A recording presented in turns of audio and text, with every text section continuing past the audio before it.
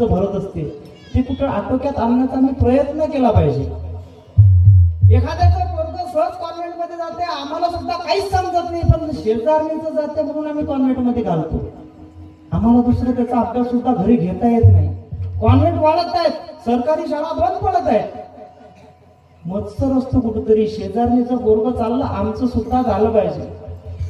मुळात कुठल्या गोष्टीमध्ये कसं शिकलं हे महत्वाचं नाही. एक विहीर होती, त्या विहिरीवरती सहज 4-2 बाया पाणी भरत होत्या.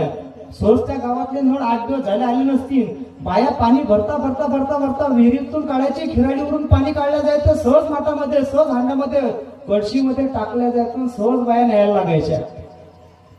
बायांनी 4-5 बाया होत्या, सगळ्या जणी पाणी भरल्या काठोकाठ जे हंडे होते ते भरल्या गेले. सहच्या सगळं आपसामध्ये चर्चा चालू होत्या. पहिली बाई दुसरीला सांगते आमचं पोरगं अमुक अमुक कॉन्व्हेंटमध्ये आहे. दुसरी म्हणते आमच्या पोराचं शिक्षणाचा वार्षिक खर्च 18,000 आहे, तिच्या पुढची 20,000, तिच्या पुढची 22,000. करता करता करता करता सगळ्या जणी बोलायला लागल्या.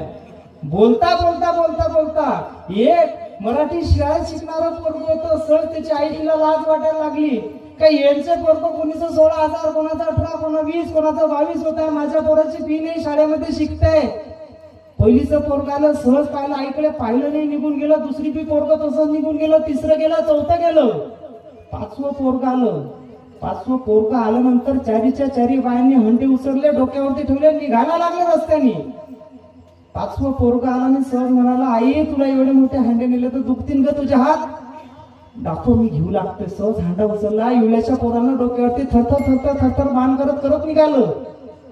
अभिमानानं चारीच्या चारी बायाला ती पोरगी सांगायला लागली. ती बाई सांगायला लागली बाई माझं पोरग आपल्या गावातल्या शाळेत शिकते.